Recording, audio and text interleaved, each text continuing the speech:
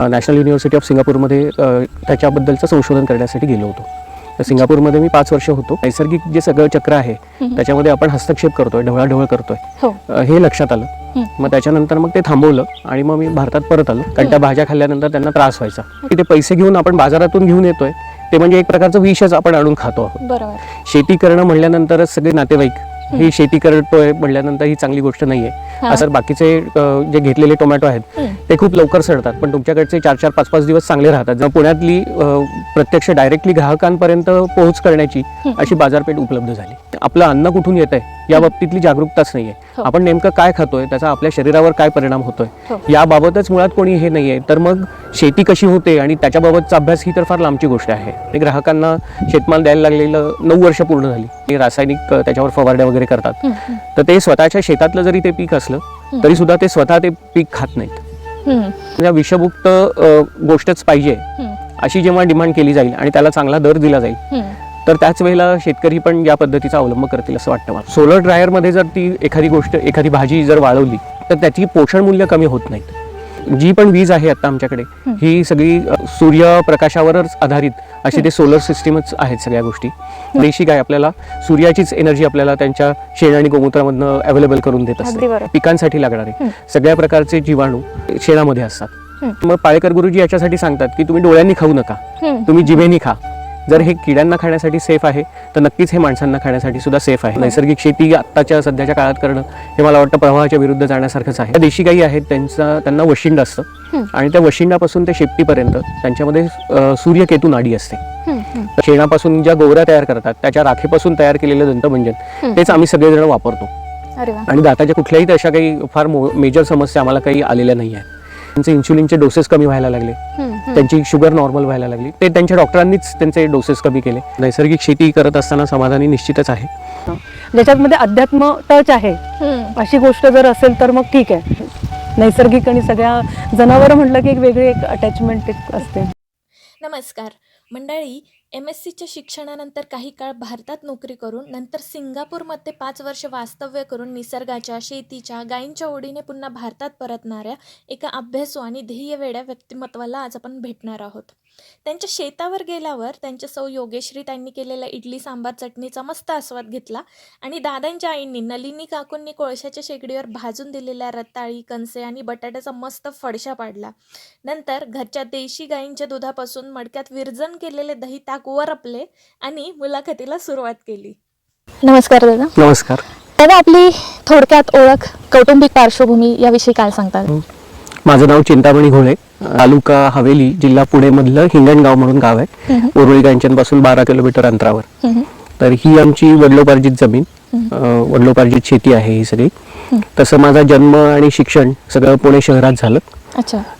पण ही वडिलोपार्जित शेती माझे काका आणि चुलत भाऊ करायचे. काका, काकू आणि चुलत भाऊ इथे राहायचे. त्यामुळे प्रत्येक सुट्ट्यांमध्ये आम्ही इकडे यायचो. तेव्हा मग सगळी शेतीची आणि गायींची वगैरे याची आवड तेव्हापासून निर्माण झालेली होती.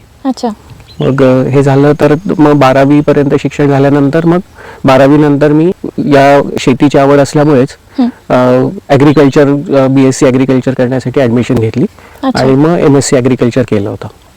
मग आता जेव्हा आम्ही इथे शेती करून आता 9 वर्ष झाली सुरुवात करून, तर इथे मग आता माझी आई, माझी पत्नी आणि माझी मुलगी असे आम्ही 4 जण इथेच शेतावर राहतो. अच्छा दादा, जसं तुम्ही सांगितलं की तुमचं शिक्षण ॲग्रिकल्चरच्या फील्डमध्ये झालं. ॲग्रिकल्चरमध्ये शिक्षण घेतल्यानंतर तुम्ही नैसर्गिक शेती तेव्हाच सुरू केली का नैसर्गिक शेती सुरू करण्यापूर्वी तुम्ही काही करत होतात? माझं MSc ॲग्रिकल्चर झाल्यानंतर मी लगेच शेतीला सुरुवात नाही केली. कारण BSc आणि MSc ॲग्रिकल्चरचं जे रेग्युलर करिक्युलम आहे त्याच्यामध्ये केमिकल वापरून शेती करायला शिकवली होती सगळी त्याच्यामध्ये. बरोबर. तर तशा प्रकारची शेती करण्याची काही इच्छा नव्हती, त्यामुळे मग शेती काही केली नाही. पण त्याच्याऐवजी मग मी वेगवेगळ्या कंपन्यांमध्ये जॉब केले होते. त्याच्यामध्ये एक फ्लोरिकल्चर मधली पॉलीहाऊसची कंपनी होती, त्याच्यामध्ये जॉब केला होता. त्याच्यानंतर सीड्स कंपनीमध्ये पण जॉब केला होता. आणि त्याच्यानंतर मग आणखीन जास्त शेतीमधलं शिक्षण घ्यावं आणि त्यातलं संशोधन करावं याच्यासाठी मग मी प्लांट बायोटेक्नॉलॉजीमध्ये PhD करण्यासाठी नॅशनल युनिव्हर्सिटी ऑफ सिंगापूरमध्ये त्याच्याबद्दलचं संशोधन करण्यासाठी गेलो होतो. तर सिंगापूरमध्ये मी 5 वर्ष होतो याच्याबद्दलचं संशोधन करण्यासाठी. पण तिथे म्हणजे देवाच्याच कृपेने प्लांट बायोटेक्नॉलॉजी आहे आणि जेनेटिक मॉडिफिकेशन्स त्याच्यामधला रिसर्च, तर तो नैसर्गिक नाही याविषयी आणि ते नैसर्गिक जे सगळं चक्र आहे त्याच्यामध्ये आपण हस्तक्षेप करतोय, ढवळाढवळ करतोय, हे लक्षात आलं. मग त्याच्यानंतर मग ते थांबवलं आणि मग मी भारतात परत आलो. आणि भारतात परत आल्यानंतर मग मी शिक्षक म्हणून नोकरी केली. शाळेमध्ये शिकवत असताना माझं अगोदरचं शिक्षणाचं बॅकग्राऊंड बघून त्यांनी मला अर्धा एकर शेती दिली होती त्यांच्या कॅम्पस मधली, की मुलांना पण शेती शिकवावी म्हणून. तर त्यावेळेला ते सुभाष पाळेकर शेतीतंत्र जे आहे त्याच्याविषयी माहिती होती. वेबसाईटवर वगैरे सगळी माहिती बघून त्यानुसार तिथे प्रयोग मी त्या शेतीवर केले होते. तर तेवढ्या अर्ध्या एकरामध्ये 25 प्रकारच्या वेगवेगळ्या भाज्या त्यावेळेला लावलेल्या होत्या आणि त्याचे रिझल्ट खूप छान आले होते. म्हणजे त्याच्यातले जेव्हा भाज्या इतर लोकांना आम्ही दिल्या, काही आमच्या मित्र नातेवाईकांना दिल्या किंवा जी मुलं होती त्यांचे पेरेंट्स पण येऊन ते घेऊन जायचे भाज्या, तर त्याचे त्यांनी फीडबॅक खूप छान दिले होते. की काही जणांनी 8-8, 10-10 वर्ष काही प्रकारच्या भाज्या खाणं बंद केलं होतं, कारण त्या भाज्या खाल्ल्यानंतर त्यांना त्रास व्हायचा. उदाहरणार्थ पालक आहे, काकडी आहे, अशा प्रकारच्या भाज्या. पण या प्रयोगातल्या भाज्या खाल्ल्यानंतर त्यांना कुठला त्रास नाही जाणवला. उलट खूप त्यांच्या लहानपणी एकदम चांगल्या क्वालिटीची जी भाजी खाल्ली होती त्याची त्यांना आठवण होऊन त्यांनी अजून मागवायला सुरुवात केली त्या प्रकारची भाजी. मग तेव्हा लक्षात आलं की आपण पूर्ण जे पण काही आपण करतोय कुठलाही व्यवसाय किंवा उद्योगधंदे जे काही किंवा नोकरी, तर हे सगळं तर आपण करतोय आपल्या स्वतःच्या पोट भरण्यासाठी म्हणून, अन्न खाण्यासाठी म्हणून.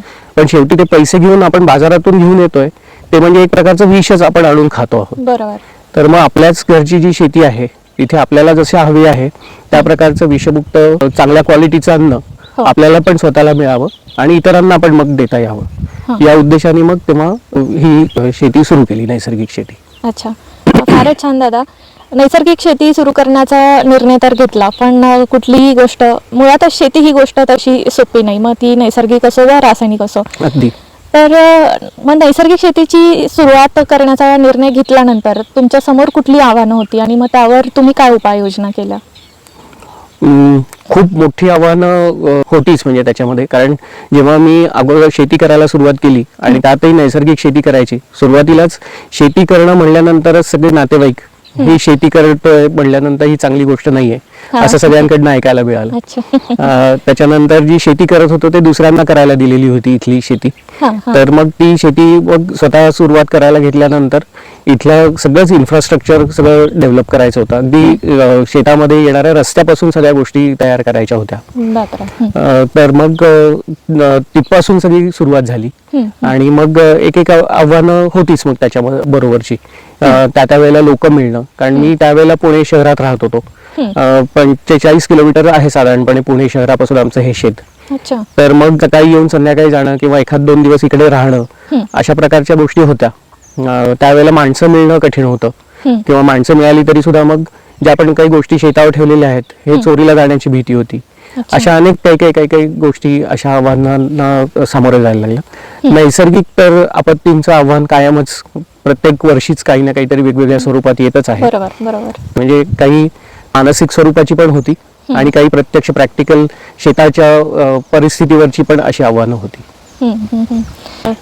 बरोबर आहे दादा की शेतीची सुरुवात आणि त्यातही नैसर्गिक पद्धतीने शेतीची सुरुवात हे सुरू करताना अत्यंत अडचणी आल्या असणार, त्यावर तुम्ही उपाय काढले असतील, त्यातले काही वर्क झाले असतील, कदाचित काही झाले नसतील. परंतु सगळ्यात मोठं आव्हान असतं की आता शेतमाल तर पिकवला, पण आता अशा नैसर्गिक विषमुक्त शेतमालाला बाजारपेठ साठी तुम्ही काय केलं? बाजारपेठ शोधून काढली की आहे त्या स्थापित बाजारपेठेमध्येच तुम्ही तुमचा माल विक्री केला? सगळ्यात सुरुवातीला तर पहिल्या सीझन मध्ये तर माझ्याकडे जे काही होतं ते मी जे लोकल जे बाजार असतात शेतकऱ्यांचे तिथे मी विक्री करायला घेऊन जायचो. त्यावेळेचे हे होतं की मी पालक केलेला होता, कोबी, फ्लॉवर या भाज्या केलेल्या होत्या, मिरच्या, वांगी या सगळ्या गोष्टी केलेल्या होत्या, टोमॅटो केलेले होते. तर विशेषतः फ्लॉवर केलेला असला तर याला नैसर्गिक शेतीमध्ये ऊन लागल्यानंतर तो फ्लॉवर, कॉलीफ्लॉवर पिवळा पडायचा. तर तो मी तिकडे घेऊन गेल्यानंतर लोक म्हणायचे एवढा पिवळा झालेला आणला कशाला तुम्ही बाजारात.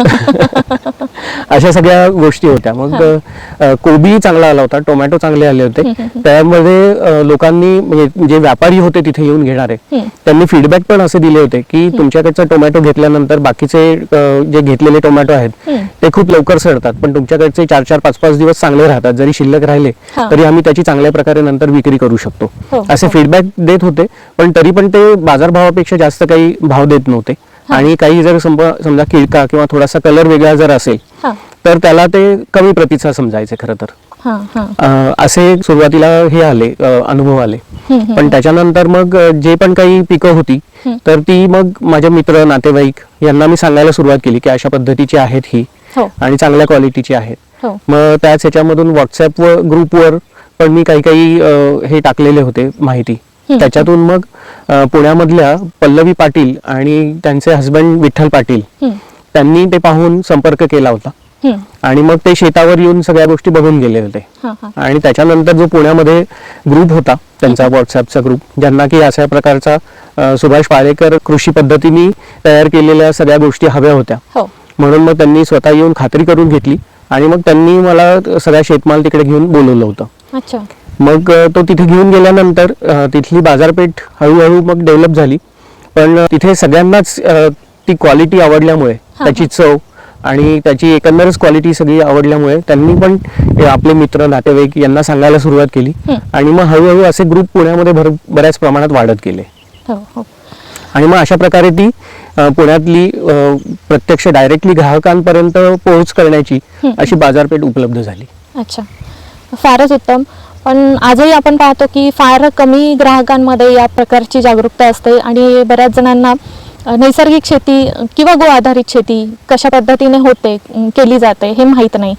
तर याविषयी तुम्ही काय सांगताल की जसं रासायनिकमध्ये आपण तणनाशक, कीटकनाशक हे सगळंच केमिकल किंवा विषयुक्त असतं, तर निसर्गामध्ये उपलब्ध असलेले जे घटक आहेत त्याचा वापर करून नैसर्गिक शेती केली जाते हेच बऱ्याच जणांना माहीत नसतं. याविषयी आणि या दोघांमधला मुख्य फरक याविषयी तुम्ही काय सांगताल? हा, म्हणजे तुम्ही जे म्हणालात ते अगदी खरी गोष्ट आहे की लोकांमध्ये या बाबतची जागरूकताच नाही अजिबात. मुळातच आपल्याकडची सामाजिक रचनाच अशा पद्धतीची आहे की शेती आणि आपलं अन्न कुठून येत आहे या बाबतीतली जागरूकताच नाहीये. आपण नेमकं काय खातोय, त्याचा आपल्या शरीरावर काय परिणाम होतोय याबाबतच मुळात कोणी हे नाहीये. तर मग शेती कशी होते आणि त्याच्याबाबतचा अभ्यास ही तर फार लांबची गोष्ट आहे. बरोबर. तर आता सगळे जे लोक आहेत हे सगळ्या ज्या गोष्टींच्या पाठीमागे आहेत ते म्हणजे की शिक्षण झाल्यानंतर कुठला तरी व्यवसाय किंवा नोकरी. ती सामाजिक रचनाच अशी आहे की शिक्षण, त्याच्यानंतर नोकरी किंवा व्यवसाय, पैसे कमवणं आणि पैशाच्या माध्यमातून मग इतर अनेक शहरातल्या सोयी सुविधा मिळवणं किंवा परदेशात जाणं, परदेशातल्या सोयी सुविधा मिळवणं, अशा प्रकारची सगळ्यांचं जीवन आता झालेलं आहे. त्यामुळे आपण स्वतः कशासाठी जगतोय, आपण काय खाल्लं की त्याचा आपल्या शरीरावर काय परिणाम होतोय, आपल्या आरोग्यावर काय परिणाम होतोय याचाच मुळात कोणी अभ्यास करत नाहीये. त्यामुळे शेतीमध्ये ते उत्पादन कसं घेतलं जातं याचा अभ्यास करणं तर फार दूरची गोष्ट आहे. अगदीच काही बोटावर मोजण्या इतकी माणसं आहेत की जे याबाबतचा काही ना काहीतरी अभ्यास करतात. किंवा मग घरामध्ये कोणाला तरी दुर्धर रोग काहीतरी झालेला असल्यामुळे मग डॉक्टर काहीतरी सांगतात की तुम्ही विषमुक्त अन्न खा आणि मग त्याच्यानंतर मग लोक याच्याकडे वळतात. आणि ते पण मग तेवढ्या काळापुरतच असतं त्यांच्या बाबतीतलं सुद्धा की त्या पेशंटला फक्त मिळावं म्हणून. एकदा त्या पेशंटचं जे काही झालेलं असेल ते झाल्यानंतर परत त्यांच्या रुटीनला ते येतात, परत याचा अभ्यास करण्याचं कोणीही मनावर घेत नाही. अशी सगळी गोष्ट असल्यामुळे नैसर्गिक शेतीच्या बाबतीतली जागरूकता तर खूपच कमी आहे त्या बाबतीतली. पण याच्यातनं एक गोष्ट सांगावीशी वाटते की जेव्हा आमच्या शेतामधला शेतमाल पुण्याच्या ग्राहकांपर्यंत आम्ही घेऊन गेल्यानंतर त्याची जी चव आहे त्या चवीमुळे सगळ्या घरातल्या लोकांना तो भाजीपाला काहीतरी वेगळा आहे हे लक्षात येत आहे. अगदी लहान मुलं सुद्धा असतात ती काही भाज्या खात नसतात, पण आमच्याकडचा शेतमाल घेतल्यानंतर ती मुलं ती आवडीने खायला लागलेली आहे. अशा पण पुष्कळ घटना झालेल्या आहेत. त्यामुळे जर अशा प्रकारचा चांगला शेतमाल जर उपलब्ध झाला ग्राहकांना तर मग त्याच्या माध्यमातून का होईना थोडीशी जागरूकता वाढायला मदत होऊ शकेल. आपण प्रामाणिकपणे या सगळ्या गोष्टी जर केल्या आणि त्याच्यातला फरक त्यांना लक्षात यायला, स्वतःलाच जर लक्षात आला तर मग ते समजायला त्यांना खरंच खूप सोपं जाईल आणि त्याच्यातनं जागरूकता वाढायला पण खूप सोपं जाईल असं वाटतं मला. अगदी बरोबर दादा. दादा, सगळ्यात महत्त्वाचा मुद्दा येतो ते नैसर्गिक विषमुक्त शेतमालाचा दर आणि बाहेरच्या बाजारपेठेमध्ये मिळणारा रासायनिक शेतमालाचा किंवा रासायनिक पद्धतीने पिकवलेला शेतमालाचा दर यामध्ये बरीच तफावत असते. बरोबर. आणि आजकाल सेंद्रियच्या नावाखाली सुद्धा रासायनिक शेतमाल विकला जातो. हो. तर या बाबतीत काय सांगाल की जेव्हा शिवार फेरी होते किंवा जेव्हा लोकांना समजतं की निसर्गातल्याच घटकांचा उपयोग करून कीटकनाशकं किंवा खतं तयार केली जातात, तर अशा वेळेस दर कमी असण्यापेक्षा तो वाढीव का असा प्रश्न विचारला जातो. तर याला तुमचं उत्तर काय असेल?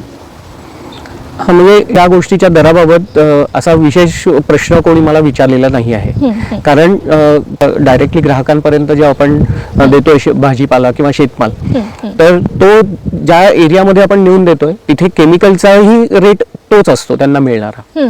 तर त्या रेटमध्ये उलट त्यांना जास्त चांगल्या क्वालिटीचा हे सगळ्या भाज्या आणि या सगळ्या गोष्टी मिळत आहेत. त्यामुळे असा प्रश्न फारसा कोणी विचारला नाहीये. पण तरी पण जो शेतकऱ्यांना इथे भाव मिळतो, जो की आपण म्हणूयात की होलसेलचा भाव असतो, तो निश्चितच शेतकऱ्यांना मिळणारा खूप कमी आहे. त्याच्यामुळे डायरेक्टली ग्राहकांपर्यंत जेव्हा पोहोचतो आपण, तेव्हा हा निश्चितच जास्त चांगला आपल्याला भाव मिळू शकेल आणि त्याच्यामुळे आपण डायरेक्टली आपल्या ग्राहकांशी जोडले जाऊ शकतो, ज्याच्यामुळे की एक वेगळं नातं त्यांच्यामध्ये पण निर्माण होऊ शकतं, विश्वासाचं नातं त्याच्यामुळे निर्माण होऊ शकतं. आज आता ग्राहकांना शेतमाल द्यायला लागलेलं 9 वर्ष पूर्ण झाली.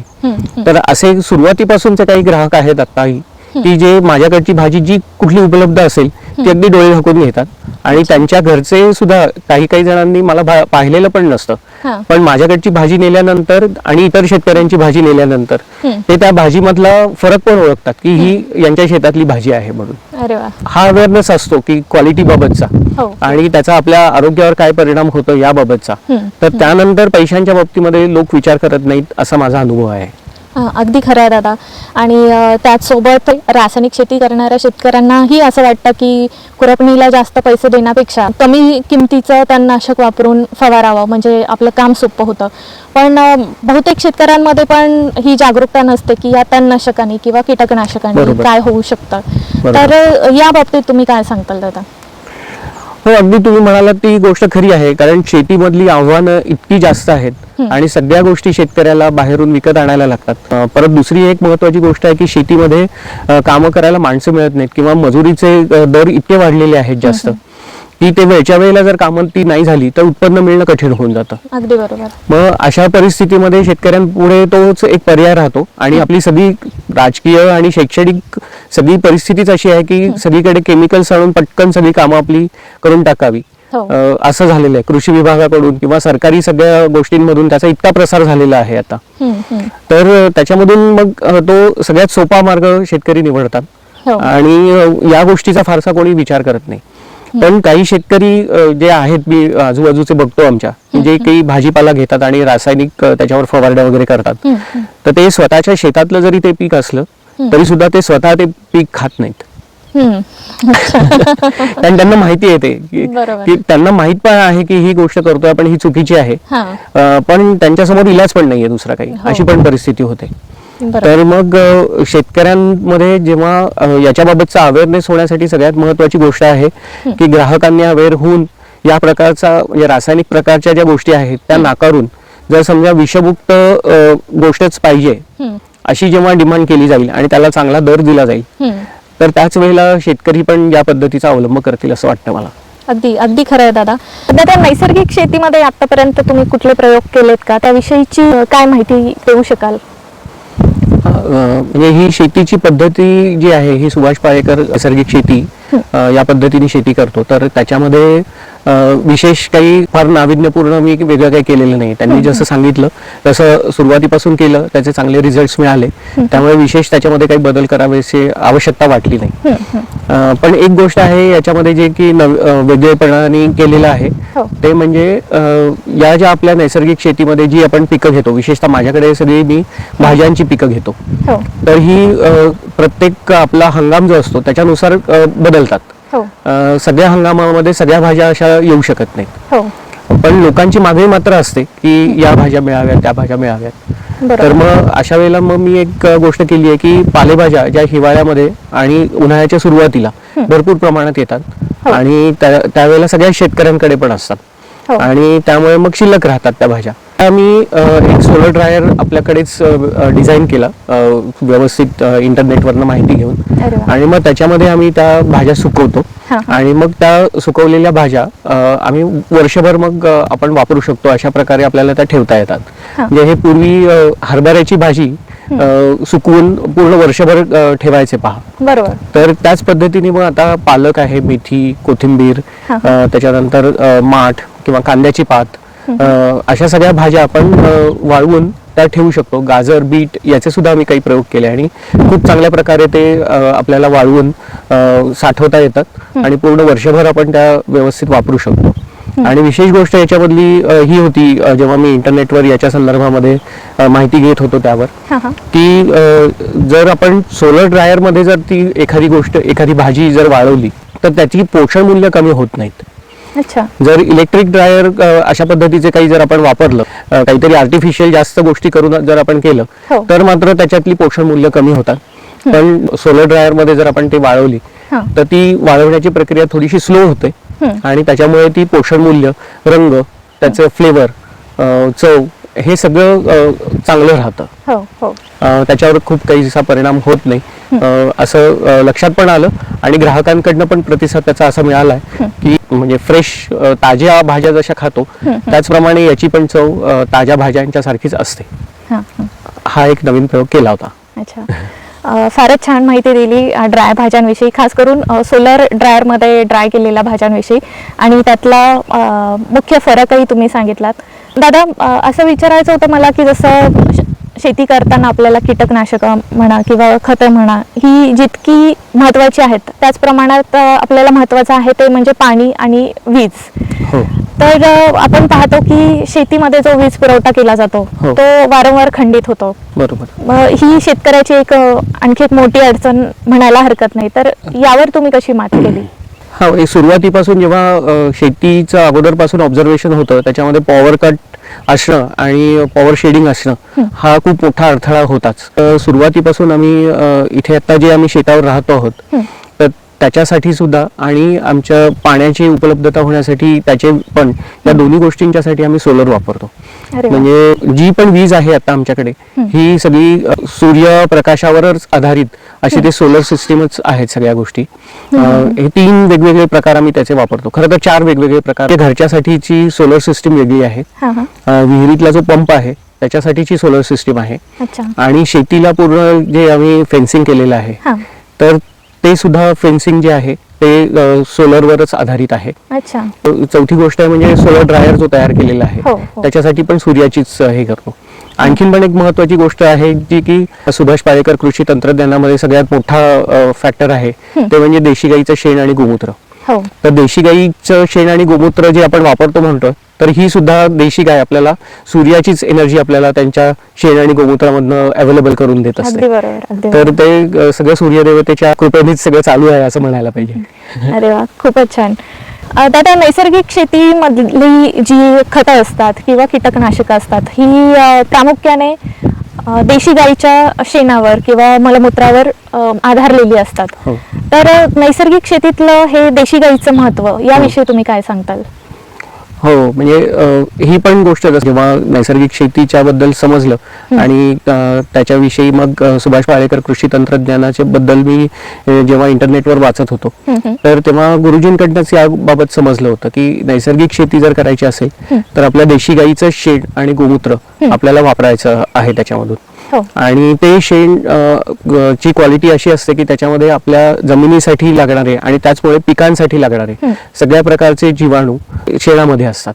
आणि गोमूत्रामध्ये सुद्धा अनेक प्रकारचे पिकांना लागणारी अन्नद्रव्य पण असतात. मॅक्रो न्यूट्रिएंट्स पण म्हणतात आणि मायक्रो न्यूट्रिएंट्स पण म्हणतात. अशा सगळ्याच प्रकारचे न्यूट्रिएंट्स गोमूत्रामध्ये असतात. अच्छा. तर हा नैसर्गिक शेतीचा सगळ्यात मोठा बेस जो आहे हा देशी गायच आहे. जेव्हा मग ती गाय दूध देत असते तेव्हा मग दुधाचं केलेलं ताक त्याचा वापर करून मग आपण आतापर्यंत खूप चांगले त्याचे परिणाम आपल्याला दिसलेले आहेत. याचा अर्थ ज्या जर्सी गायी आहेत किंवा ज्या HF गायी आहेत यांच्या शेणामध्ये किंवा गोमूत्रामध्ये आणि देशी गाईच्या शेणामध्ये गोमूत्रामध्ये फार मोठी तफावत पाहायला मिळते का? हो, निश्चितच. म्हणजे मी स्वतः याच्यावरचा काही डायरेक्टली असं काही अनालिसिस अभ्यास असा काही केलेला नाही आहे. पण जे पण मला गुरुजींनी सांगितलं त्याच्यावर मी 100% विश्वास ठेवला आणि मी कधीच संकरित गाय ही आमच्याकडे ठेवलीच नाही. आणि फक्त देशी गाईच्या शेण गोमूत्रापासूनच सुरुवात केली आणि आता पण आपल्याकडे केवळ देशी गाईच आहेत. तर गुरुजी जसं सांगतात त्याप्रमाणे की देशी गाईच्या शेणामध्ये अगदी एक 10 ग्रॅम शेणामध्ये सुद्धा अब्जावधी जीवाणू असतात. अच्छा. पण याच्या व्यतिरिक्त जर आपण बघायला गेलो तर संकरित गाईच्या शेणामध्ये अगदी नगण्य स्वरूपाचे ते जीवाणू असतात. अच्छा. आणि संकरित गाय ही खरं तर गाय म्हणताच येत नाही त्याला, तो एक संकरित पशु आहे. तो गायीसारखा दिसतो म्हणून त्याला गाय म्हणतात. खरं तर ती खूप वेगवेगळ्या प्राण्यांचा संकर करून केलेली ती प्रजाती आहे. अच्छा. त्यामुळे त्याच्यामध्ये संकरित किंवा म्हशीचंही शेण जे आहे तेही नैसर्गिक शेतीमध्ये एवढं उपयोगाचं नाही आहे. देशी गाईचे जे बैल असतात तर त्यांचं शेण गोमूत्र एक वेळेला आपल्याला चालेल, पण गाईचं सगळ्यात चांगलं आहे. अच्छा. फारच महत्त्वाची माहिती दिली दादा तुम्ही, कारण की हा फरक बऱ्याचशा ग्राहकांना तर माहितीच नसतो, पण बऱ्याचशा शेतकऱ्यांनाही यातील फरक माहिती नसतो. बरोबर. मुख्य म्हणजे याच्यातला एक गोष्ट मला अशी वाटते की ही सुद्धा एक प्रकारचं आपल्याला जी बाहेरून इन्फॉर्मेशन मिळालेली आहे की कंपोस्ट तयार करायचं आणि कंपोस्ट तयार करण्यामध्ये शेण वापरायचं, पण ते शेण कशाचं वापरायचं, का वापरायचं हे काही कोणी सांगत नाही. जसं की गुरुजींनी आपल्याला आता देशी गाईचं शेण आपल्याला का वापरायचं तर त्याच्यामध्ये इतके जास्त जीवाणू आहेत जे आपल्या जमिनीला आवश्यक आहेत असे. पण याच्या अगेन्स्ट कंपोस्ट कशासाठी तयार करायचं असं जर कोणाला विचारलं तर ते फक्त एवढंच सांगतात की त्याचं डिकम्पोजिशन होऊन त्याच्यातनं ऑर्गॅनिक कार्बन आपल्या शेतीमध्ये टाकला जावा, एवढंच सांगतात ते. याच्या व्यतिरिक्त काही सांगत नाही. तर हे जो म्हणजे जी आपली सामाजिक व्यवस्था आहे आणि त्याच्यातून शिक्षणातनं हे येणारा आणि पाश्चात्य गोष्टींचा आपल्यावर असलेला प्रभाव, याच्यामुळे हे जास्त प्रमाणात असं वाटतं सगळ्यांनाच की संकरित गाईचं शेण आणि देशी गाईचं शेण याच्यामध्ये विशेष काही फरक नाही आहे आणि मग कंपोस्ट करण्याची पद्धत वापरावी असं आहे.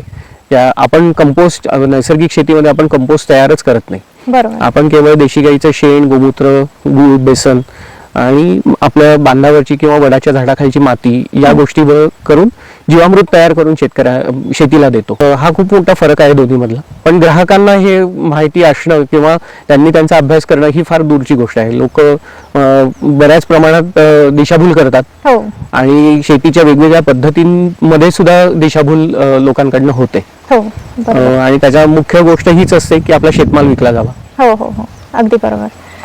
आता सध्या नैसर्गिक शेतीमध्ये तुम्ही कोणत्या प्रकारचं पीक घेत आहात आणि त्याविषयीची सविस्तर माहिती?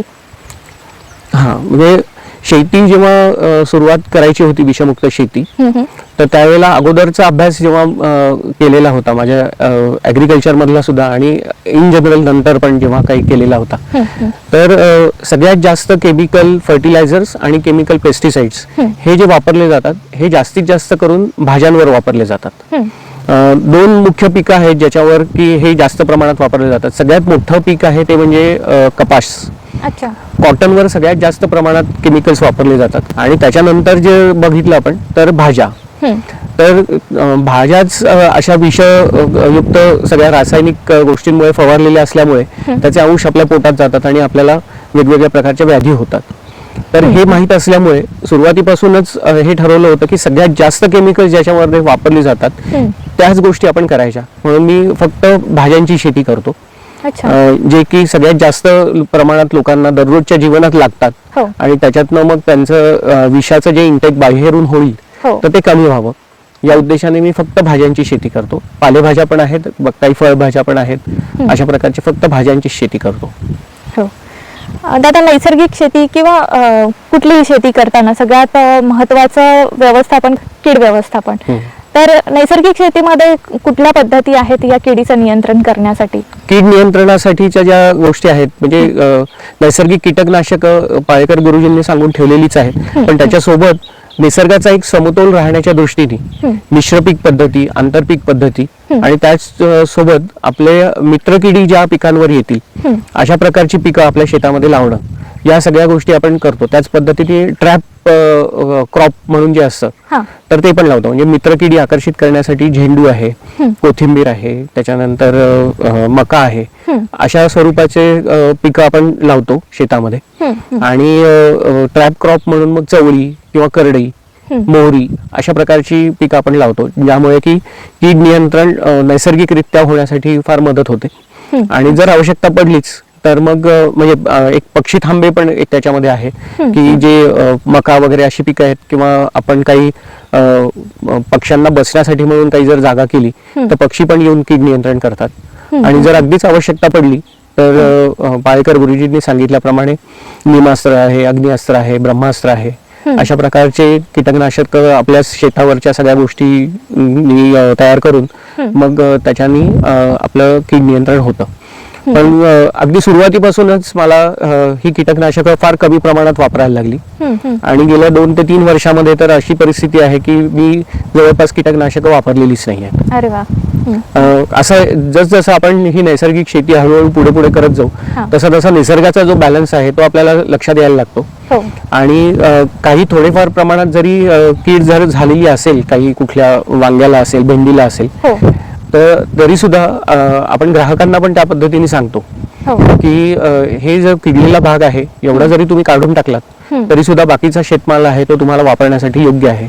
अशा प्रकारचं प्रबोधनही आपण करतो. कीड पूर्णपणे नष्टच करायला पाहिजे.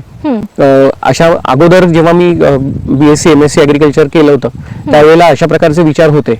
पण नैसर्गिक शेती सुरुवात करायला लागल्यापासून की कीड समूळ नष्ट करायची आहे अशा प्रकारचे विचार आता नाहीत. आणि त्याचा बॅलन्स होतोय हे प्रत्यक्षात समोर दिसतंय. हो हो. म्हणजे कीड हा नैसर्गिक शेतीचा एक भाग आहे असं म्हणायला हरकत नाही.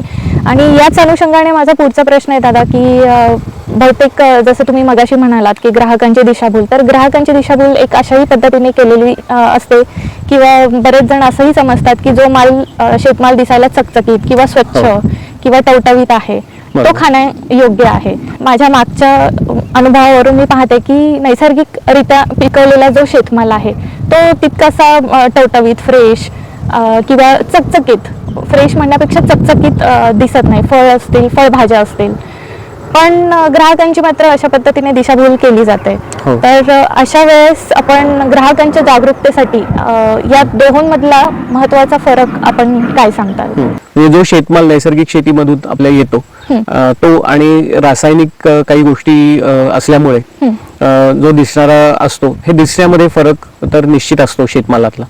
आणि जसं म्हणतात की बाहेरून दिसण्यावरच बऱ्याचशा गोष्टी ठरवल्या जातात.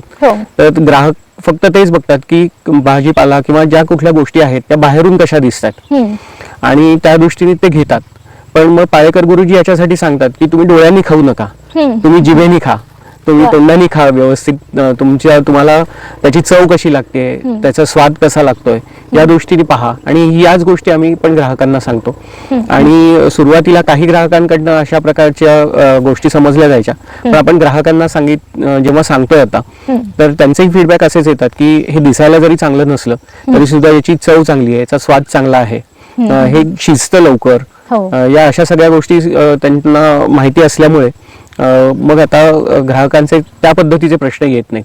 ही एक गोष्ट की कीड लागलेली काही पानं जरी असली पालेभाज्यांची वगैरे तर सुरुवातीला ते लक्षात यायचं. पण मग ग्राहकांना आपण हे सांगितलं की हे एक प्रकारचं साईन आहे की आम्ही काही केमिकल्स वापरलेली नाही आहेत. बरोबर. जर केमिकल्स वापरली असती तर ही किड्यांनी ते खाल्लीच नसती आणि त्याच्यामुळे एकदम साफ राहिली असती. जर हे किड्यांना खाण्यासाठी सेफ आहे तर नक्कीच हे माणसांना खाण्यासाठी सुद्धा सेफ आहे. आणि आम्ही स्वतःही अशा प्रकारच्या भाज्या खातो हेही ग्राहकांना आम्ही सांगितलं त्यावेळेला. हो, अगदी उत्तम माहिती दिली दादा. दादा, नैसर्गिक शेती करत असताना इतर शेतकऱ्यांचा, विशेषतः जे रासायनिक शेती करतात त्यांचा तुमच्याकडे किंवा नैसर्गिक शेतीकडे बघण्याचा दृष्टिकोन आणि त्यामध्ये नंतर झालेला बदल याविषयी काय सांगताल? सध्या मुळातच शेतीकडे खूप चांगल्या दृष्टिकोनातून पाहिलं जात नाही. आणि मग शेतीत विशेषतः नैसर्गिक शेतीमध्ये तण भरपूर प्रमाणात असतात. बरोबर. या सगळ्या गोष्टी जेव्हा ते शेतावर बघतात किंवा देशी गाय जेव्हा मी सांभाळतोय हे पण ते बघतात तर त्यांना ते म्हणजे लक्षातच येत नाही या सगळ्या गोष्टींचं महत्व. त्यामुळे सुरुवातीपासूनच मला लोकांचा विरोध ॲज सच डायरेक्टली नाही, पण जेव्हा ते त्यांच्यामध्ये बोलतात तेव्हा ते म्हणतात की यांना अशा प्रकारचे गायी सांभाळणं कसं काय परवडतं किंवा अशा प्रकारची शेती करणं कसं काय परवडतं, असे त्यांच्यामध्ये चर्चा होते किंवा कोणीतरी मग मला येऊन त्याच्याबद्दलचं सांगतं, असं होतं. त्यामुळे तोच दृष्टिकोन लोकांचा आहे, म्हणजे त्याच्यामुळेच ते त्या पद्धतीचा विचार करतात की शेत त्याच्यामध्ये आपण जे पीक लावलेलं आहे तेवढं एकच पीक फक्त चांगलं राहावं, तर तिथे असायला नकोत किंवा इतर दुसऱ्या कुठल्या वनस्पती नकोत, ते पिकाबरोबर कॉम्पिटिशन करतील, आपण टाकलेलं खत जे आहे ते तणाद्वारेच वाया जाईल, अशा प्रकारचे सगळे त्यांचे विचार आहेत. किंवा जे देशी गाय आपण सांभाळतोय तर देशी गायीपासून डायरेक्टली ॲज सच असं काही उत्पन्न मिळत नाहीये असं त्यांना दिसतं. जे की संकरित गाय असेल तर तिचं काही दिवसाला 10 लिटर 20 लिटर दूध ते विक्री करून त्याचे काहीतरी पैसे तरी येतात, पण मग तसं देशी गाईचं काही त्यांना दिसत नाही. मग अशा प्रकारचे त्यांचे विचार आहेत पहिल्यापासूनचे, आणि त्याच्यामध्ये खूप काही जास्त बदल आता तरी झालेला नाहीये. पण मी त्यांना प्रत्येक वेळेला ही गोष्ट सांगत असतो की मला परवडते की नाही परवडत आहे याच्यापेक्षा सुद्धा तुम्ही स्वतःला लागणाऱ्या ज्या काही गोष्टी आहेत त्या तुमच्या, समजा त्यातल्या त्यात भाजीपाला तरी हे तुम्ही तुमच्या शेतावर 1-2 गुंठ्यामध्ये तरी करून पहा. आणि जी शेती आहे, कोणाची 2 एकर आहे, 4 एकर आहे, काही जणांची 10, 20, 50 एकरापर्यंत काही एखाद्या फॅमिलीची शेती आहे. पण हे सगळे लोक दर आठवड्याला आठवडे बाजारामध्ये जाऊन पूर्ण आठवड्याभरासाठी लागणारा सगळा भाजीपाला हे बाहेरून विकत आणतात. कोणीच याच्याबाबतचा विचार करत नाही की आपण घरच्या घरी करूया. तर त्या दृष्टीने मग मी जे शेती करतोय, ज्या पद्धतीची शेती करतोय, हा त्यांच्यासाठी वेडेपणाच ठरतो. आणि त्याच्यामध्ये काही आणखीन जास्त बदल झालेले मला तर काही जाणवले नाहीत. फक्त एक गोष्ट जाणवली की पंचगव्य जे आहेत किंवा देशी गाईचे दूध आणि ताक आणि तूप याचे परिणाम काही लोकांना मी सांगितल्यानंतर लक्षात आल्यानंतर काही लोकांनी तरी आता देशी गाईचं पालन चालू केलंय, त्यांच्या घरच्यासाठी तरी दूध, ताक आणि तूप त्यांनी तयार करायला सुरुवात केलेली आहे, असं जाणवतं. दादा, आत्ताच जसं विचारलं की शेती करताना, विशेषतः नैसर्गिक शेती करताना इतर जे शेतकरी आहेत किंवा इतर जो समाज आहे त्यांचा दृष्टिकोन काय असतो, त्यापेक्षा पण जास्त महत्त्वाचं असतं ते कुटुंबाचा सहभाग. तर जेव्हा तुम्ही नैसर्गिक शेती करण्याचा निर्णय घेतला तेव्हा तुमच्या कुटुंबाचा सहभाग आणि साथ कशा प्रकारे तुम्हाला मिळाली? फार महत्त्वाची गोष्ट आहे ही, कारण अशा प्रकारे प्रवाहाच्या विरुद्ध एखादी गोष्ट करत असताना नैसर्गिक शेती आत्ताच्या सध्याच्या काळात करणं हे मला वाटतं प्रवाहाच्या विरुद्ध जाण्यासारखंच आहे. तर ते ते करत असताना कुटुंबाची साथ असणं अतिशय आवश्यक आहे असं वाटतं मला, आणि ती मला पुरेपूर पहिल्यापासूनच मिळाली. हे पण विशेष करून सांगावं असं वाटतं. माझी पत्नी आणि माझी आई यांचा मला पूर्णपणे सहभाग मिळाला, आणि त्या दोघी जणीही माझ्या बरोबर इकडे राहतात. पण हे सांगत असताना आणखीन एक गोष्ट सांगावीशी वाटते की त्यांना या गोष्टी समजण्यासाठी थोडेसे प्रयत्न असे केले की या प्रकारचा भाजीपाला किंवा या प्रकारच्या गोष्टी खाणं आपल्यासाठी का आवश्यक आहे, देशी गाईचं पालन का आवश्यक आहे, पंचगव्य म्हणजे काय, पंचगव्यांमुळे आपल्यावर काय त्याचा परिणाम होतात, या सगळ्या गोष्टी थोड्या थोड्या त्यांना सांगितल्या होत्या. आणि त्याच्यानंतर आम्ही दोघांनी, मी आणि माझी पत्नी, आम्ही दोघांनीही पंचगव्याचा मास्टर डिप्लोमा केला होता. तर त्याच्यातून या देशी गाईचं महत्त्व, पंचगव्यांचं महत्त्व हे पुष्कळ प्रमाणात समजलं होतं, आणि त्याचे लाभ पण आम्ही गेल्या अनेक वर्षांपासून इथे घेत आहोत. म्हणजे माझ्या पत्नीला जो दम्याचा विकार होता त्याचं प्रमाण पुष्कळ पंचगव्यांच्या याच्यामुळे आणि देशी गाईच्या सहवासामुळे कमी झालं. त्याच्यानंतर जेव्हा पत्नी प्रेग्नंट होती तर त्या पूर्ण कालावधीमध्ये, प्रेग्नन्सीमध्ये कुठल्याही प्रकारची औषधं न घेता फक्त पंचगव्य औषधं म्हणून घेतली होती, आणि आपल्या शेतावरचा भाजीपाला सगळा उपलब्ध होता तोच खाल्ला होता.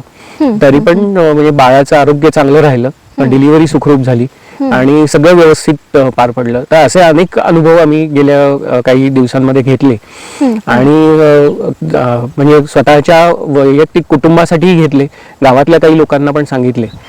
तर ही पण एक गोष्ट मला वाटतं फार महत्त्वाची ठरली सगळ्या कुटुंबाचा सहभाग मिळण्यासाठी, आणि त्यांचा पाठिंबा आहे ते माझ्यासोबत आहेत. यामुळेच मी ही नैसर्गिक शेती करू शकतो. अरे वा दादा, खूपच छान. कुटुंबाचा सहभाग असल्याशिवाय कोणतीही गोष्ट पूर्णत्वास जात नाही. आणि पंचगव्याविषयी दादा तुम्ही सांगितलं, तर पंचगव्यामध्ये सुद्धा देशी गाईचं महत्त्व आहे. रादर आपण असं म्हणू शकतो की देशी गाईमुळेच नैसर्गिक शेती म्हणा किंवा पंचगव्य किंवा आरोग्याशी निगडीत जे काही गोष्टी आहे तर त्या साध्य होऊ शकतात. तर देशी गाई आणि पंचगव्य याविषयी आणखी ऐकायला आवडेल. म्हणजे नैसर्गिक शेती करत असताना देशी गाईचं शेण आणि गोमूत्र हे तर फार महत्वाचं असतंच. मातीसाठी आणि पिकांसाठी त्यातनं आवश्यक अशी अन्नद्रव्य मिळतात आणि सूक्ष्म जीवाणू मुख्यतः मिळतात. हा तर भाग आहेच आहे. पण पंचगव्य आणि देशी गाय हा विषय समजून घेताना महत्वाची गोष्ट लक्षात घ्यायला पाहिजे की ज्या देशी गायी आहेत त्यांना वशिंड असतं आणि त्या वशिंडापासून ते शेपटीपर्यंत त्यांच्यामध्ये सूर्यकेतू नाडी असते. तर जो सूर्यप्रकाश आहे त्या सूर्यप्रकाशातली जी ऊर्जा आहे ती ऍब्सॉर्ब करून घेण्याचं काम ही सूर्यकेतू नाडी करते. आणि म्हणजेच देशी गाय ही सूर्यप्रकाशातली जी ऊर्जा आहे ती आकर्षित करून घेते आणि ती आपल्या गव्यांच्या माध्यमातून आपल्याला देते. म्हणजे गोमूत्रामधनं. गव्य म्हणजे काय, तर गायीपासून आपल्याला मिळणाऱ्या ज्या गोष्टी आहेत त्याला गव्य म्हणतात. मग शेण आहे, गोमूत्र आणि दूध ही मूळ गव्य आपल्याला डायरेक्टली गायीकडून मिळतात. आणि मग दुधापासून तयार केलेलं दही किंवा ताक, लोणी आणि तूप असे जे काही प्रकार आहेत तर याला मग पंचगव्य असं म्हणतात, गायीपासून मिळणाऱ्या गोष्टींपासून. तर या पंचगव्यांचा वापर पूर्वी खूप मोठ्या प्रमाणात व्हायचा आपल्या आरोग्यासाठी सुद्धा. स्वर्गीय राजीवजी दीक्षित यांच्या प्रेरणेने अनेक ठिकाणी आपल्याला त्याबद्दलची माहिती आणि प्रशिक्षण मिळतात आणि त्याच्यामधूनच या गोष्टी आपल्याला शिकायला मिळाल्या होत्या. तर मग त्याच्यामधून गोमूत्र आहे, या गोमूत्राचं डिस्टिलेशन करून अर्क तयार केला जातो. गोमूत्राच्या घनवटी बनवल्या जातात. वेगवेगळ्या औषधी वनस्पती त्या गोमूत्र अर्कामध्ये पण आणि घनवटीमध्ये पण घातल्या जातात. तुपापासून वेगवेगळी औषधं तयार होतात. नंतर ताकापासून वेगवेगळी औषधं तयार होतात. सौंदर्य प्रसाधनं सुद्धा या पंचगव्यांपासून बनतात. दंतमंजन तयार होतं. अशा सगळ्या आरोग्यपूर्ण गोष्टी आहेत. म्हणजे जेव्हापासून आता हे जवळपास 8 वर्ष झाली आम्ही पंचगव्याचा डिप्लोमा केलेला आहे. नैसर्गिक शेती सुरू केल्यानंतर आम्ही तो डिप्लोमा केला. तर त्या डिप्लोमामध्ये आम्ही या सगळ्या गोष्टी शिकलो. शेणापासून ज्या गोवऱ्या तयार करतात त्याच्या राखेपासून तयार केलेलं दंतमंजन तेच आम्ही सगळेजण वापरतो.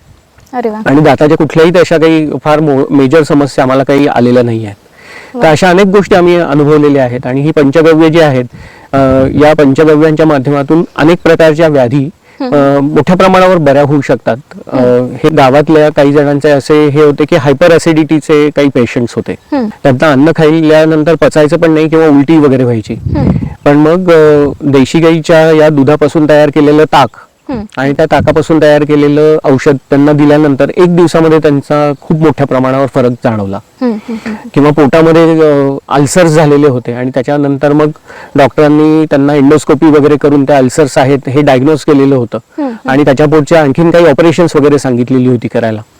पण मग पंचगव्यामधनं त्याचा मूळ जे गोष्टी होत्या की पित्त व्हायचं, ऍसिडिटी व्हायची आणि त्याच्यामुळे मग ते अल्सर्स झालेले होते. तर मूळ कारण आपल्याला नष्ट करता आलं.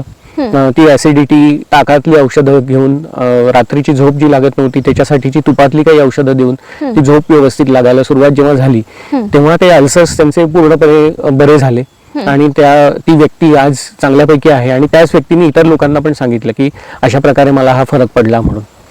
तर हे आहे डायबिटीसचे काही पेशंट्स होते ज्यांची की ब्लड शुगर 350-400 अशी असायची आणि दोन्ही वेळेला इंजेक्शन्स त्यांना इन्शुलिनची घ्यायला लागायची. अशा प्रकारचे पेशंट्स आल्यानंतर जे पंचगव्याचे काही पथ्य त्यांना सांगितली होती ते आणि पंचगव्यातली औषधं हे करायला लागल्यापासून साधारण 10 ते 12 दिवसामध्ये त्यांचे इन्शुलिनचे डोसेस कमी व्हायला लागले. त्यांची शुगर नॉर्मल व्हायला लागली. ते त्यांच्या डॉक्टरांनीच त्यांचे डोसेस कमी केले आणि साधारणपणे 2 ते 3 आठवड्यांमध्ये त्यांचे इन्शुलिनचे डोसेस पूर्णपणे बंद होऊन ते गोळ्या घ्यायला सुरुवात केली त्यांनी. आणि त्याच्याशिवाय म्हणजे त्यांची ब्लड शुगर जी 350-400च्या वर असायची ती त्यांची 200च्या खाली यायला सुरुवात झाली. अशा प्रकारच्या अनेक गोष्टी या पंचगव्याच्या याच्या माध्यमातून शिकलेलो आहे आणि अनुभवलेले आहेत. हो, खूपच छान दादा. म्हणजे देशी गाय ही फक्त नैसर्गिक शेतीपुरतीच मर्यादित नाही, तर आपल्या एकंदर पूर्ण आरोग्यासाठी आपल्या आहारातून तिचं दूध पूर्णान्न मानलं जातं. दूध, दही, लोणी, तूप बरोबर. आहारात तर त्याचा समावेश आहेच, पण आपलं प्रत्येक पीक पिकवण्यासाठी देशी गाईचं महत्त्व आहे. आणि तसंच आज तुम्ही नव्याने नवीन माहिती ही पंचगव्य ऐकून माहिती होतं, पण त्याच्यामुळे इतके सारे आजार बरे होतात आणि इतक्या सोप्या पद्धतीने होतात की कुठलंही बाहेरचं केमिकल म्हणजे गोळ्यांमुळे, इंजेक्शनमुळे पण पोटात जाणारं केमिकल हो. हेही देशी गाईमुळं, म्हणजे शेतीतलं पण केमिकल तिच्यामुळे आपण टाळू शकतो. तसंच आपल्या शरीरात जाणारं औषधरूपी केमिकल आहे, ॲलोपॅथीला गोळ्यांमुळे होणारे जे साईड इफेक्ट आहेत तेही टाळण्यासाठी पंचगव्यचे उत्पादनं वापरून म्हणजे एक प्रकारे देशी गाईच इथे पण आपल्या मदतीला येते असं अगदी. म्हणायला हरकत हो नाही. हो, अगदी निश्चित. दादा, नैसर्गिक शेतीविषयीची एवढी महत्त्वाची माहिती तुम्ही सांगितली, तुमची सुरुवात कशी झाली आणि पंचगव्याची तुम्ही माहिती सांगितली, देशी गाईचं महत्त्व तुम्ही सांगितलं. परंतु दादा, एक सगळ्यात महत्त्वाचा प्रश्न हा येतो की नैसर्गिक शेती किंवा विषमुक्त शेतीचा जो तुम्ही निर्णय घेतला तो योग्य होता असं आज तुम्हाला वाटतं का? आणि नैसर्गिक शेती करताना समाधानी आहात का? हो, निश्चितच. म्हणजे नैसर्गिक शेती करत असताना समाधानी निश्चितच आहे. याचं कारण हे आहे की जो निर्णय घेतलेला होता तो अनेक गोष्टींवर आधारित होता. म्हणजे कुठलं काहीतरी फक्त व्यवसाय करून भरपूर पैसे कमवायचे आहेत, केवळ या गोष्टीसाठी म्हणून हा नैसर्गिक शेती करण्याचा निर्णय नव्हता घेतलेला. तर स्वतःला आपल्याला विषमुक्त चांगल्या दर्जाचं अन्न आपण स्वतः तयार केलेलं खायला मिळावं आणि लोकांनाही द्यावं, हा एक उद्देश होता. त्यामुळे तो तर सफल झाला आणि त्यामुळे समाधान तर निश्चित आहे. दुसरी गोष्ट अशी की ज्या आपण समस्या बघतोय आता, मुख्यतः ग्लोबल वॉर्मिंगच्या संदर्भामध्ये जागतिक तापमान वाढ जी होती आहे त्याच्यासाठी वेगवेगळ्या प्रकारचं पोल्युशन किंवा प्रदूषण हे कारणीभूत आहे. तर ही नैसर्गिक शेती करत असताना हे प्रदूषण पूर्णपणे थांबवलं जात आहे. त्यामुळे माझ्या काय खारीचा पण वाटा असं म्हणू शकणार नाही त्याला, अगदीच मायक्रो स्केलवरचा तो वाटा आहे की हे आपण निसर्गाचं जे बिघडलेलं संतुलन आहे ते परत एकदा पूर्ववत होण्यासाठी म्हणून त्यासाठीचा जो माझा वाटा आहे तो माझ्याकडनं उचलला जातोय आणि त्या दृष्टीने प्रयत्न होत आहेत. आणि त्याचा माझ्या शेतामध्ये जे पिकवलेलं विषमुक्त अन्न आहे ते खाऊन लोकांच्या आरोग्यावर चांगले परिणाम होत आहेत, तेव्हा निश्चितच त्याच्यामध्ये समाधान आहे. त्यामुळे तो निर्णय चुकला आहे असं काही वाटत नाही. खूपच छान सांगितलं दादा तुम्ही. नैसर्गिक शेतीच्या अनुषंगाने तुम्ही बऱ्याच गोष्टी शिकलात. पंचगव्य, देशी गाईचं महत्त्व असेल किंवा रासायनिक शेती कशी घातक आहे किंवा आरोग्यावर त्याचा कसा परिणाम होतो, या गोष्टी व्यतिरिक्त नैसर्गिक शेतीने तुम्हाला असं काय दिलं किंवा काय शिकवलं? निसर्गाचा समतोल कसा राहतो हे नैसर्गिक शेती करायला लागल्यापासून लक्षात आलं. इतर जे प्राणी शेतावर आहेत, मांजर आहेत, कुत्रे आहेत, यांचं निरपेक्ष प्रेम अनुभवायला मिळालं, जे की कधीच जर शेती केली नसती तर कधीच या गोष्टी लक्षात आल्या नसत्या असं लक्षात येतं. त्याच्याचबरोबर खूप मोठ्या प्रमाणात अनेक चांगल्या चांगल्या व्यक्तींशी जोडला गेलो, त्या व्यक्तींपर्यंत पोहोचता आलं. या सगळ्या गोष्टींच्यासाठी खरंच नैसर्गिक शेती आणि देशी गाईची सेवा जी पण होते ते सगळंच निश्चितच खूप कारणीभूत आहे असं वाटतं मला. वा, खूप छान दादा. कदाचित अध्यात्म मार्गावर तुम्ही अग्रेसर असल्यामुळे कदाचित या बाबतीत तुम्ही जास्त जागरूक आहात. तर काय वाटतं तुम्हाला, नैसर्गिक शेती आणि अध्यात्म याची सांगड आपण कशी घालता? मला वाटतं म्हणजे ही सांगड मी घालत असल्यापेक्षा सुद्धा मला वाटतं की ते एकच आहे असं मला वाटतंय. त्यांची वेगवेगळ्या गोष्टींची सांगड काहीतरी घालतोय मी असं मला वाटतच नाहीये. जी देवाच्या इच्छेनुसार त्याच्याच निसर्गासाठी ज्या गोष्टी करणं आवश्यक आहे आणि तेच देशी गाईच्या माध्यमातून सुद्धा होत आहे, त्यामुळे हे वेगळं काही आहे असं वाटत नाही मला. पण अगदीच त्याच्यातलं सांगायचं झालं तर जे गुरुदेवांची जी शिकवण आहे की आपण प्रत्येक गोष्ट करत असताना भगवंताचं स्मरण आणि त्याचं नामस्मरण करावं, त्याला प्रार्थना करावी, त्याला शरण जावं, या गोष्टी दैनंदिन आचरणामध्ये, शेतीमध्ये सहजपणे करता येतात असं वाटतं. वा, सुंदर. खूप छान सांगितलं दादा की नैसर्गिक शेती हे भगवंताचंच काम आहे आणि आपण ते करत आहोत अगदी निर्मळ उद्देशाने. यानंतर दादांच्या सौ योगेश्रीताई यांचे मनोगत जाणून घेतले. नमस्कार ताई. नमस्कार. ताई तुमचं नाव? माझं नाव सौ योगेश्वरी चिंतामणी घोळे, हिंगणगाव तालुका हवेली इथे राहतो आम्ही.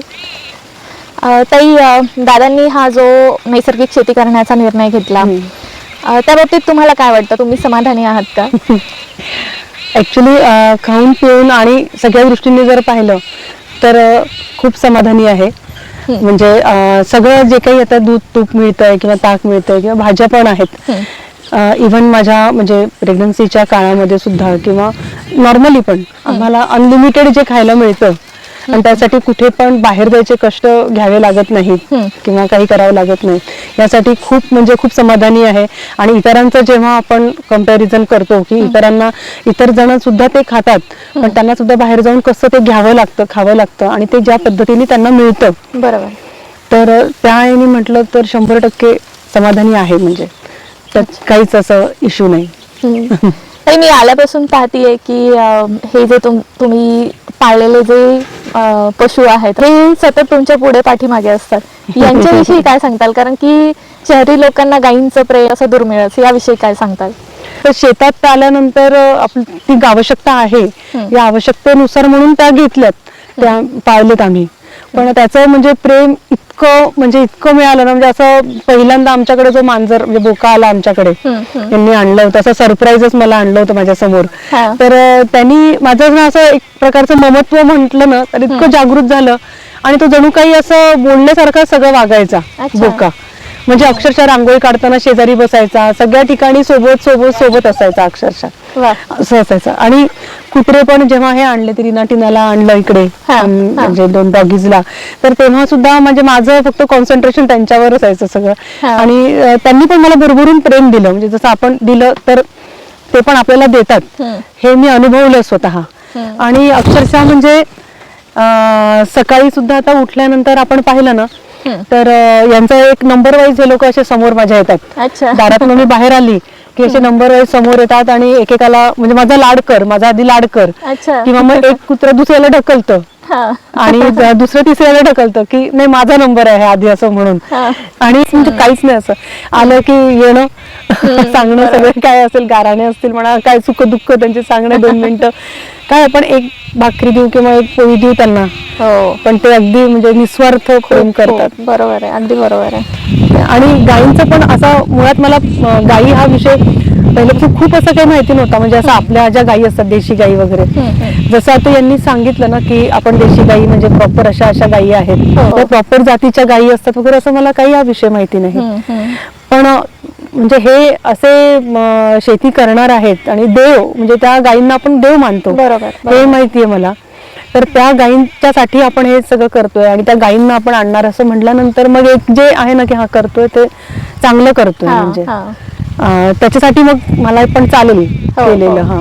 ज्याच्यामध्ये अध्यात्म टच आहे अशी गोष्ट जर असेल तर मग ठीक आहे, नुसतंच करायचं असेल तर मग त्याला काहीच हे नाही, म्हणजे अर्थ नाही. म्हणून त्या गायींबद्दल पण म्हणजे असं एक अटॅचमेंट वेगळीच निर्माण झाली.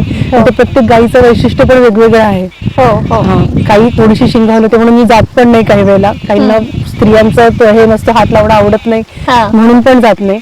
पण काही ज्या अशा आहेत ना की त्या म्हणजे खूपच प्रेम निर्माण झालेलं त्यांना हात लावून, आणि त्या आमच्या हाताला म्हणजे त्यांना आवडतं. मी रोज रात्री का असे ना त्यांना हात लावल्याशिवाय झोपतच नाही.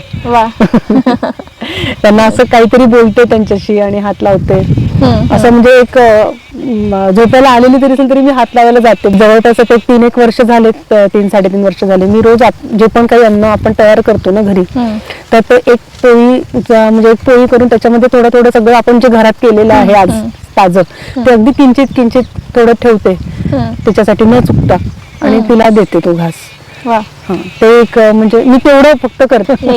दादा नैसर्गिक शेती सांभाळतात तर तुम्ही हे सगळं नानतो गोकुळ सांभाळता असं म्हणायला हरकत नाही. मला आवडतं, म्हणजे हा परिवार खूप छान मोठा आहे. तर हा परिवार मला म्हणजे तसा खूप आवडतो. म्हणजे हे सगळं मोकळं वातावरण आहे आणि नैसर्गिक, आणि सगळ्या जनावर म्हटलं की एक वेगळी एक अटॅचमेंट असते जनावरांचं प्रेमाची. नक्कीच, बरोबर. धन्यवाद ताई. धन्यवाद. नैसर्गिक शेती मुळात जेव्हा कोणी करणार असेल तर सगळ्यात सुरुवातीला स्वतःचे उद्देश ते कशासाठी मी करणार आहे हे स्पष्ट असायला हवं. बरोबर. आणि ते उद्देश स्पष्ट होण्यासाठी पाहिजे तितका वेळ नैसर्गिक शेती सुरू करण्यापूर्वीच त्यांनी घ्यावा आणि त्याचा अभ्यास करावा असं वाटतं मला. की तो जर उद्देश नैसर्गिक शेतीच्या बाबतीतल्या घडणाऱ्या ज्या काही गोष्टी आहेत त्या गोष्टी घडल्यानंतर समजून उपयोग होणार नाही. त्याच्यामुळे कदाचित निराशा येऊ शकेल. म्हणजे जर समजा नैसर्गिक शेती करून मला भरपूर पैसा कमवायचा आहे अशा उद्देशाने जर एखादी व्यक्ती येईल तर कदाचित त्याला त्याच्यात निराशा पण येऊ शकते. पण मग खरंच नैसर्गिक शेती मला का करायची आहे याच्या संदर्भातले स्वतःला त्यांनी प्रश्न विचारून आणि इतरांशी पण त्याच्याविषयी बोलून जर ते कन्सेप्ट क्लिअर झाल्या तर मग त्यांना नैसर्गिक शेती स्वीकारणं आणि त्याच्यामध्ये सातत्य राखणं आणि त्याच्यातला तो उत्साह मेंटेन करणं हे सहज शक्य होईल असं वाटतं. आणखीन पण एक गोष्ट आहे की जे कोणी नैसर्गिक शेती करू इच्छितात तर त्यांनी आपल्या जिथे कुठे शेती करणार आहोत तर तिथल्या सगळ्या एकंदर गोष्टींचा पण विचार करणं आवश्यक आहे. की आपल्याकडे नैसर्गिकपणे कुठली पिकं चांगली येतात, तिथलं हवामान कसं आहे, त्या हवामानाला सूट होणारी आपली जी शेती आहे तिथल्या मातीमध्ये कोणत्या प्रकारची पिकं चांगल्या पद्धतीने येऊ शकतात या सगळ्या गोष्टींचा विचार करावा आणि त्या पिकांना बाजारपेठ जवळपासची कुठली कशी उपलब्ध आहे याही गोष्टींचा विचार जरूर करावा. आणि काही प्रोसेसिंग त्याच्यामध्ये मिनिमम काही करता येऊ शकतं का जेणेकरून की जो शेतमाल आहे त्याचं जे नाशिवंत भाग जो आहे त्यातला तर हे नाशिवंतपणा कमी करून काही प्रोसेसिंग करून ते आणखीन जास्त काळ काही टिकवता येऊ शकतं का याचा जर अभ्यास करून त्यासाठी जर काही प्रयत्न केले तर ते पण एक नैसर्गिक शेती सुरू करण्याच्या अगोदर याचा अभ्यास जर झाला तर ते फार चांगलं होईल असं वाटतं. दादा खूपच उत्तम माहिती दिली तुम्ही नैसर्गिक शेतीविषयी, देशी गायींविषयी, पंचगव्याविषयी आणि नैसर्गिक शेती, रासायनिक शेती यातला फरकही तुम्ही उत्तमपणे समजावून सांगितला.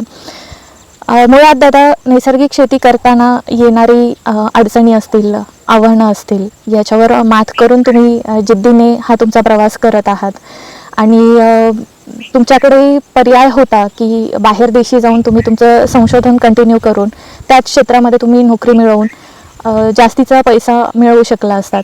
परंतु तुम्ही ते टाळून कॉन्शियसपणे, जागरूकतेने तुम्ही परत मातीकडे आलात, नैसर्गिक शेतीकडे आलात, परत आपल्या देशी गोमातेकडे आलात.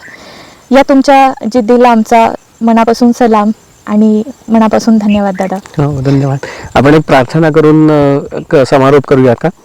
सर्वेपि सुखिनः सन्तु. हो, नक्की दादा, नक्की.